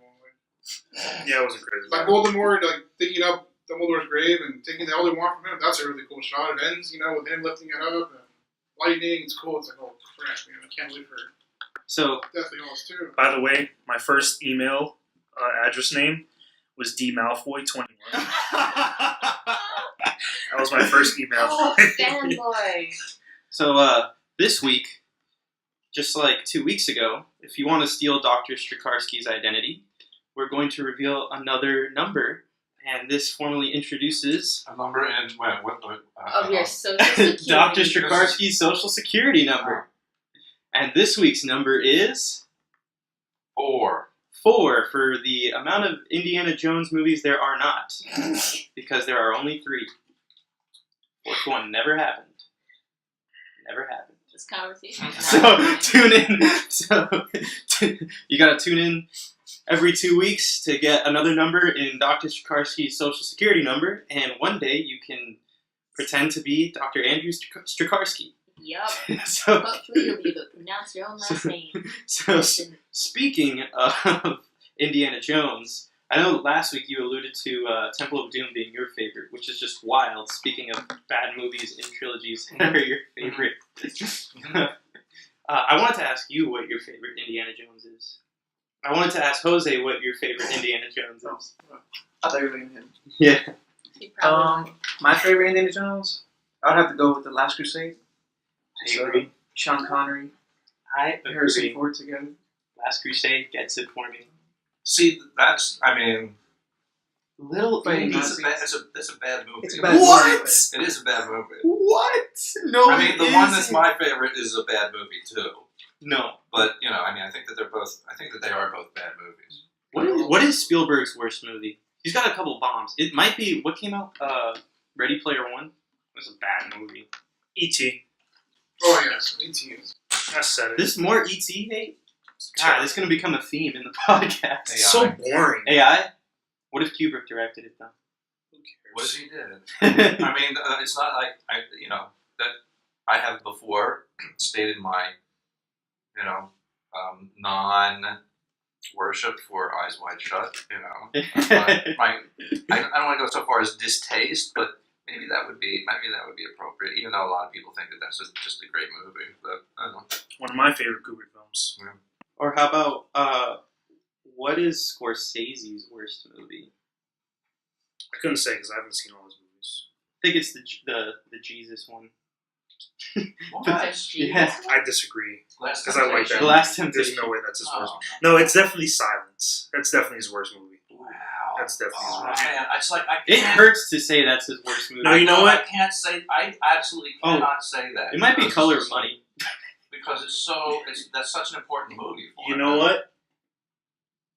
It might be. It made like no money though. It might be that one with Well, then it must be the bad. one with De Niro where What, he's That's a how we judge psycho things. killer tattoo Taxi guy. Driver? No, not Taxi Such a Driver. Oh, Mean Kate Streets. Excuse me, did you say Taxi Driver? Oh, I was supposed to say- Cape Mean Fear? Streets? no. Cape Fear. I said serial Oh, killer. Cape Fear, yeah. Cape Fear. Oh, That yeah. movie's Cape terrible. Fear, yeah, that movie's Yeah, terrible. that's not a good It's a movie. trash movie. Yeah. That's That might be his worst movie. Yeah, I think you're Cape right. Fear's his worst movie.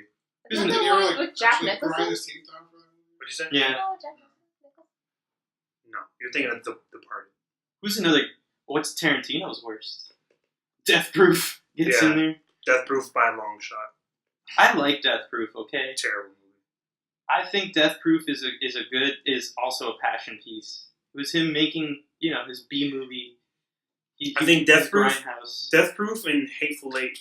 Oh, No, I'm not yeah. gonna say that. Death Proof is a lot worse than Hateful Eight, but Hateful Eight is probably not a close second, but like it's second. I think they suffer from the same problems.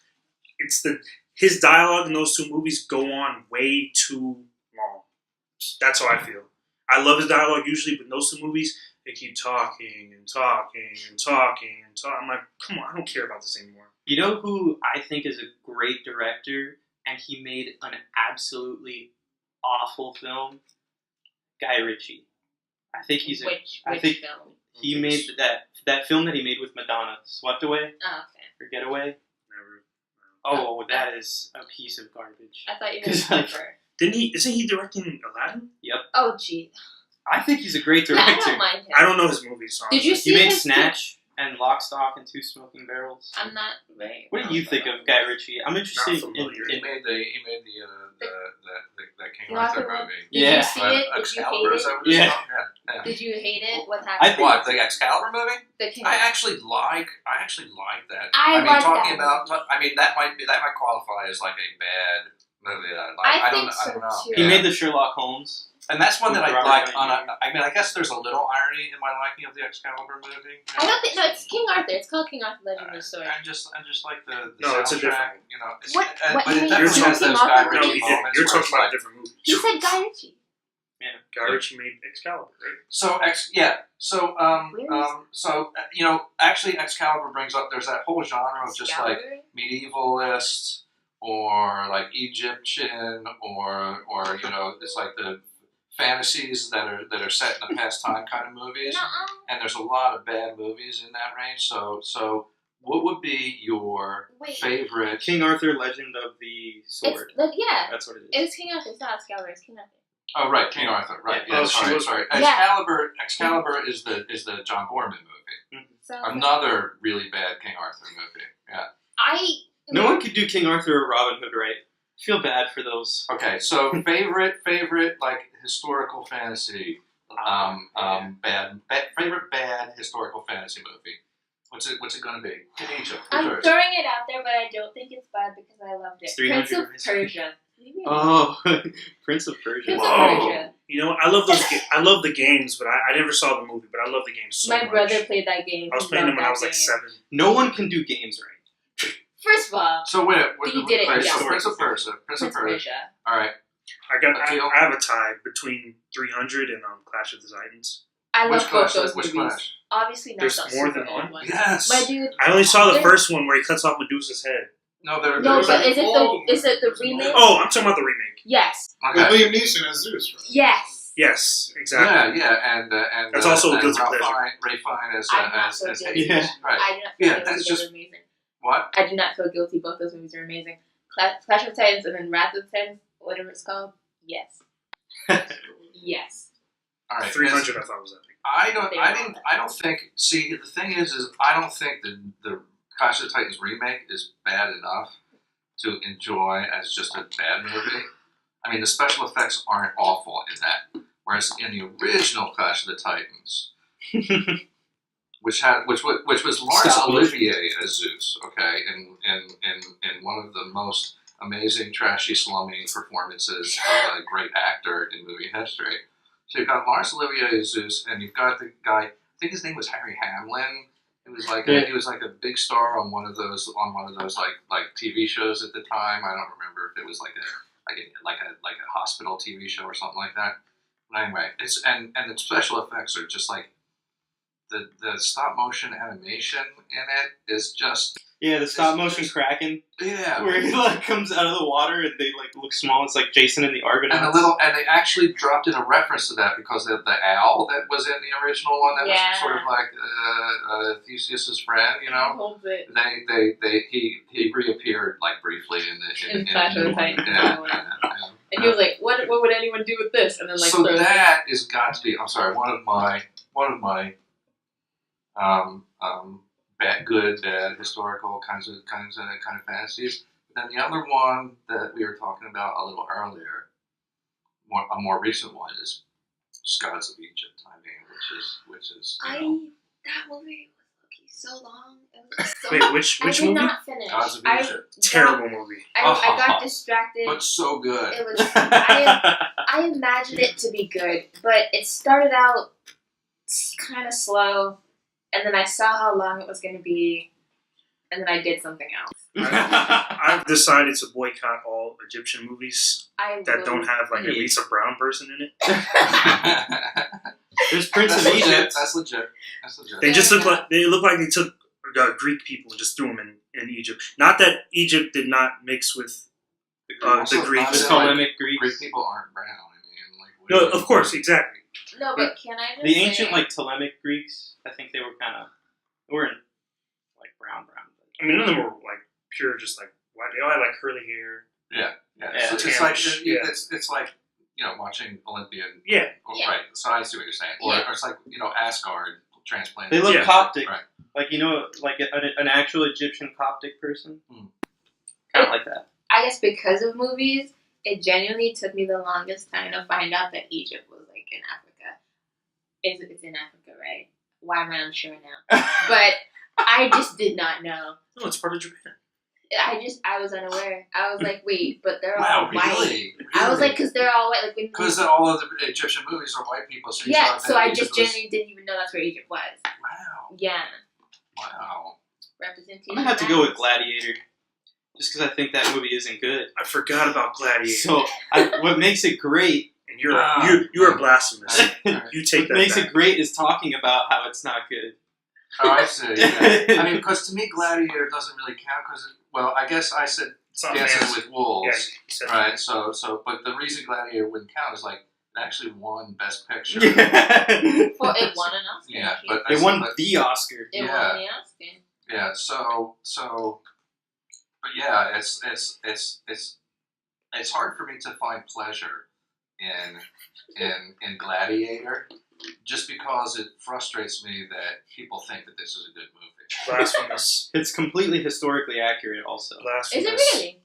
That's a lie. You were being sarcastic. It is. I should have known he was being sarcastic. I've just never seen the movie. No Joaquin Phoenix slander will be allowed. I love Joaquin. How about you? Phoenix.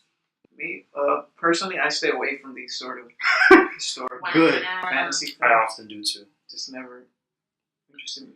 My favorite historical fantasy is Saving Private Ryan. Oh. No, we're talking like yeah, history, like medieval. Yeah, medieval. You got jesters walking around, scamming people. Yeah, Is that a book? those types. A Knight's Tale? You didn't even see a Knight's Tale? Is that with Heath Ledger? Heath Ledger. Yeah, I saw that was that. a good time. That's a bad movie. Man in the Iron Mask with DiCaprio. That's a Three Musketeers movie. I think that's in a class by itself. Yeah. I also think that's too a whole recent. genre. Yeah. What about you, Mario? You got any history pieces? I'm gonna go with 300. You know, I Yeah. saw that like summer of 8th grade, went to 9th grade, and the movie was just badass. Gerard Butler. Wow. Wow. I just there was never. It's like I like an action movie or a good kicking ass movie and all, but there was never a point in time where that movie did anything but like just frustrate me or make my blood boil. Why? You like It was Pirates of the so Caribbean? good. So good. It's just like it was such a clear like conservative allegory about how like the left wing, the fifth column is rotting away the country, and it's like we need to be really tough and You keep the see? Listen. keep the immigrants out. I mean, the whole thing is just like it's such a naked and horrible right wing propaganda piece. I just can't understand how anyone derives any satisfaction from The it. film theorists. Politics ruins movies. I knew nothing of any of what you just said, and I had a great time. I see. It's not the politics. The movie is political. Nope. I mean, that's what the movie is about. It Do you was think you about can make a film? invasion of bad people, and I'm leaving it at that. Do you think you can make a film without politics, or do you think politics is always somewhere? I mean, In there. politics is always somewhere in It's there. always but, somewhere. like there are differences in terms of how explicit or implicit the politics are. Yeah. It just seems to me that the political allegory in 300 is so blatant that it's impossible to watch the movie without seeing that. You know? Donald I mean, Trump should've I guess used if you're in junior high, you might not see the politics. Sure Yeah. didn't. But I also. Sure. This is But Sparta. I wasn't 12 when I saw it, and so it's like it just like jumped out immediately, and Someone should edit that film and just make Spartans with "Make America Great Again." Oh God, That no! in middle I school- mean, Don't it ruin wouldn't that. change the movie at all. Don't ruin it. In middle school, that Don't movie ruin literally resulted in so many suspensions because we were kicking each other in the chest. This is, bro. What did that movie do at the box office? It did a lot. It did. Yeah, was like, I it think must like have done amazing. 400 million something. Oh my god! Yeah, it just That movie made $460 million. It made a whole $460. it made me want to be Spartan. That I is- was like, I just wanted to be born in Sparta. I just thought when they pulled out like the foreign animals, like the elephants, and like I thought that was crazy. I thought that was Killed amazing. that wolf. That And was I just awesome. didn't find the like filming and editing of the fights very compelling, and as like I understand that kids did, but it's like. The slow mo. It's turning around slow motion. Move quickly, turn slow motion. Move quickly, slow motion. You must be odd. Their arrows will block out the sun, and we will fight in the shade.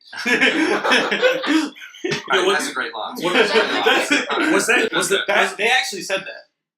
Like apparently they. It was the bad guy in that. No What was the bad guy's knows name? What the Xerxes. what the Spartans who defended Thermopylae said. So They he- all He died. was a That- god. No, in letters, like apparently the Persians said that if they would get to they wrote a letter like, if we get here and battle you guys, you're going down. And the Spartans literally just sent back a one-word letter that was if. If, my God. It was just if. Spartans just, Is throughout. that historically accurate? Yeah. Yes. I believe it was on a Reddit today. I learned, so it has to be accurate. Alright, okay. Yeah, Alright. cited. Alright. What about this? I mean, it's never mind. Spartans are amazing. That's what we've learned. Yeah. So I mean, I think that we all have a lot more, bad movies that we would put, high on a list of. This is a really good bad movie. So I want to hear a few more from people. Just like go around and like, what are really good bad movies? That you would say deserve. Like if one of our listeners is like thinking about maybe delving into seeing a bad movie they haven't seen before, I got one. what would you recommend to them? The Digimon movie. Wholeheartedly, I the know first you would. Digimon movie is a fantastic film. It has a 6 on IMDb. But that movie, I don't know, it moves me. It's like, it has like these 3 different acts. I don't know if you've seen it. I haven't. Probably not. I didn't expect you to have It's seen got it. a 24% But you had on Rotten children Tomatoes. one day, so. I You had did. children at one point. I You still do. I still do. But- In fact, today, Wait, they don't go away? today is my son's birthday, so Happy so birthday. You won't be hearing this till afterwards, but happy birthday, Phil. Happy birthday. Happy Happy birthday, Phil. Phil. I have two. Go ahead, go. Wanted. That movie is amazing. That movie is pure Watch garbage. it serious. I Watch mean- it seriously. that it's movie's amazing. pure garbage. Can we just You're just pure like- garbage. Listen, I remember my uncle took all. Has Angelina Jolie been in a good film? No. Probably Mr. and Mrs. Smith. No. First of all, stop it. You really like bad movies. Wait a minute, what's the one with the Secret Society of Weavers? How about That's Changeling? Wanted. Oh, was that Wanted? Yeah. Oh yeah. Well, I wholeheartedly support that. That That movie is is pure fantastic. garbage. Stop it, all of you. The day my uncle took all of the kids. We're a big group of kids. It's a big family. He took us all to the movies. Mm. We watched Wanted. We walked out of Wanted, and then walked back into another theater to watch it again. We were like, "I'm sorry, what? Yeah. This was amazing." Yeah, it is amazing. Yeah, if you've not seen Wanted, that's definitely You have that's to see definitely, this yeah. movie. The other one I like was Yu-Gi-Oh! The movie. The Pyramid Pyramid of of Light. Light? I like that movie too. It has a 5% on Rotten Tomatoes. It has a 5% on Rotten Tomatoes. So look up. This might not even be on Rotten Tomatoes, but look up because like I like to watch spaghetti westerns. Love them. And so most spaghetti westerns are bad, and it's like Right. some people are into Giallo movies and they're usually bad, but it's like, but there's one spaghetti western I've seen that's especially bad and like really crosses clearly over that bridge from this is bad to this is just amazing, and it's a movie called Django Kill. If you live, shoot. If you live, shoot. So it's part of those Django Kill. movies? Yes. Well, see, but they're Django. Not Like The ones that Django Django Unchained is Django based on. movies were not like a consecutive thing where it's like the same character. It's just there's a loose connection between those. But Django Kill, It's 6.5 stars on IMDb. really, Yeah. no. But but to the extent that it's getting upvotes, it's got to just be because the general recognition of its bad, so bad it's goodness. 61% on Rotten Tomatoes. Wow. You See, so, but it's, it starts off in, like, for the first, half hour or so of it, it's just like, oh, this is pretty much a standard bad spaghetti western, and there's, like, gold and, there's violence, there's goals gold, to go after. The gold, right? There's Different people goals. going after the gold, and it's like, but then it's like, all of a sudden it's like this band of like evil homosexual cowboys appears in the movie, and then it just starts heading into this zone of like spaghetti western camp that's just beyond spaghetti western camp, and it's just an amazing experience watching that movie. So that would definitely be one of my, if you've not seen it before, recommendations. I mean, I'd say Big Trouble in Little China, but everyone's seen Big Trouble in Little China. Big Trouble in right? Little China is Yeah. You know a movie I hate that everybody likes? Chinatown. What? That movie's terrible. That movie left me feeling kind of. I was upset and I was scared. I think that movie did the right thing then. Probably. You should be upset and scared by the end of that movie. It was in LA. It's the LA one, right? And Yeah, with Jack Nicholson Yeah. is like Yes. a detective. I was very concerned that no one was concerned that guy was just taking his granddaughter / daughter. I was like, wait, are they gonna let that happen? Is that gonna happen now? It's Chinatown. I know it's Chinatown, and that's what scared me. It was a I was metaphor. I was like, nothing is happy, nothing is good. What's happening? Yeah. It's Chinatown. It's one of my favorite movies. Chinatown. Yeah, I love that movie. I'm okay. Yeah. But anyway, Jose, do you have recommendations for like bad movies? Yeah, I would definitely recommend Weekend at Bernie's. Oh, great movie. The premise is two guys get invited to their boss's island mansion. They immediately kill him accidentally. No. Yeah, yeah. Yeah. Yeah. And He dies, and they gotta get. I mean, this is the premise. This is not like This is not a like spoiler. right. This happens in the first like 2 he minutes. dies, and they basically have to. They spend the weekend at Bernie's, baby. They don't have to do anything. They just choose. Well, they have to keep up a facade that he's not dead. And it is bad. Yeah. I mean, it's like it's legitimately a bad movie. It's morally corrupt. And also, All right, it's 80s worth. campy. Yeah. There's a special spot in my heart for Stephen King bad makes. Ooh. I like Never them. heard The of it. Langoliers, freaking Nightcrawlers. Mm. What are the butt monsters called? Dreamcatcher. I love them all. If they're Stephen King and it's bad, it's still good. I'm not.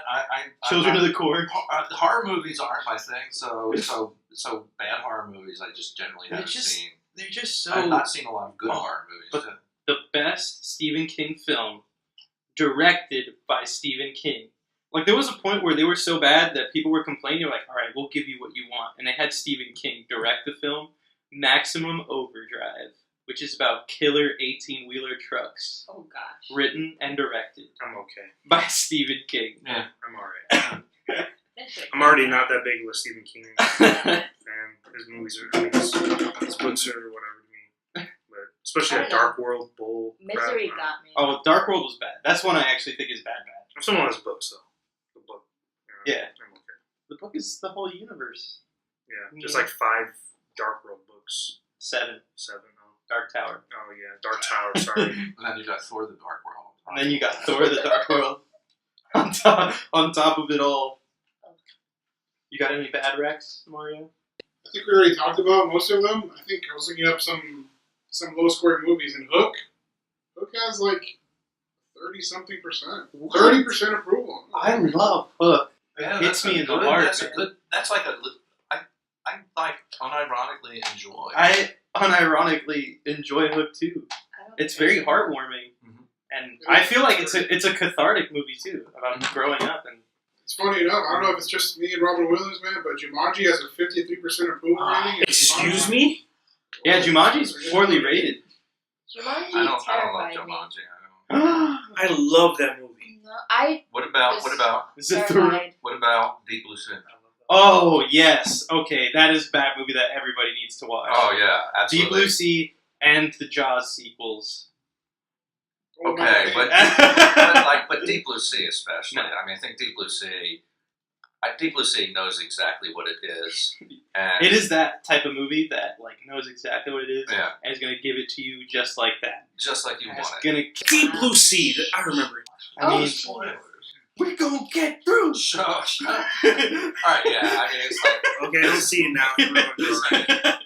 Oh man, that is the greatest scene in all of cinema. I think. In all of In cinema. all of cinema. Snakes on a plane. I mean, I was Snakes gonna on say, a plane. I think even Jean-Luc Godard has said, although I did not like the entire movie, I believe that scene is the essence of cinema. Yes.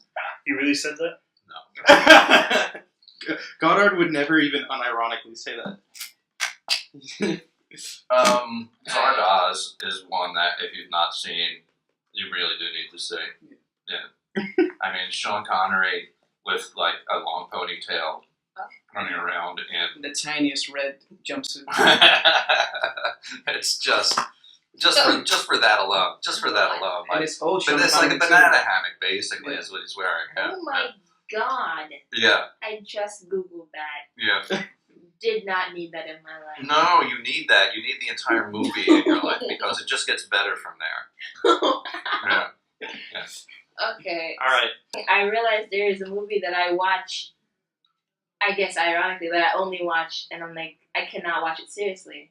This is a big deal for the movies that you like. I know. Like we're about to hear. It's Twilight. Yeah. How I- criminal. Was Loki a Twilight? Like Loki. Like Were you Team Look. Jason or Team first of all, it was Jacob. Jacob? I or was Team Jacob. Def had a poster of Taylor Lautner on my wall. Didn't Jacob like fall in love with her 13-year-old It was not daughter? love. It was imprinting, and if you if you read the books and you know it's not weird. Is all I'm gonna say on that. But Twilight the movie. Well, there's like a whole discourse here that is just like completely alien to me.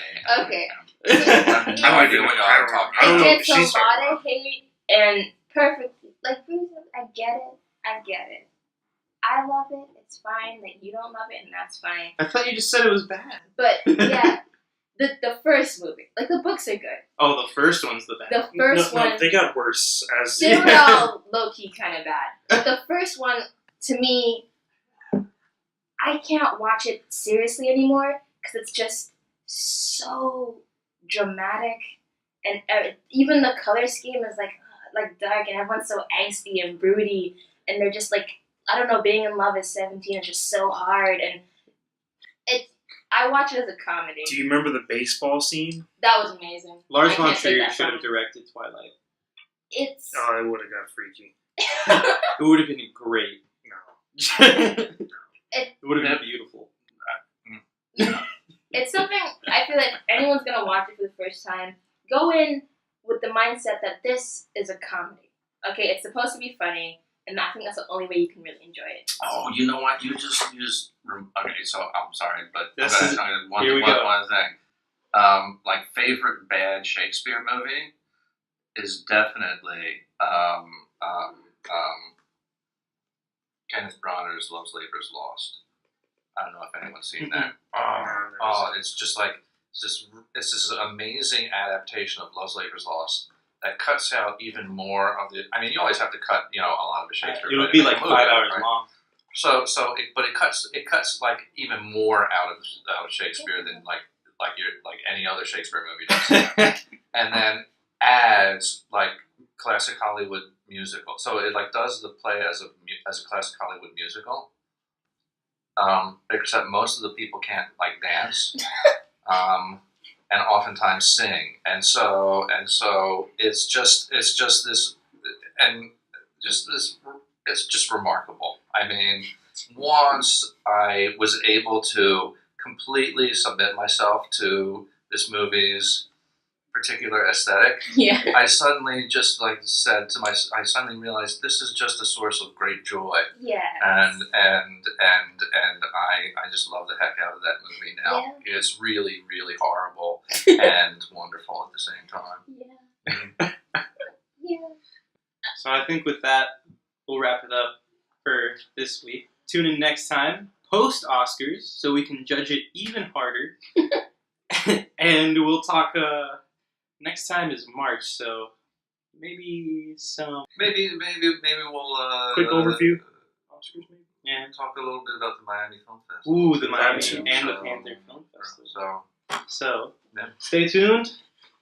You'll get more of Andrew Strycharski's social security number. And we're out.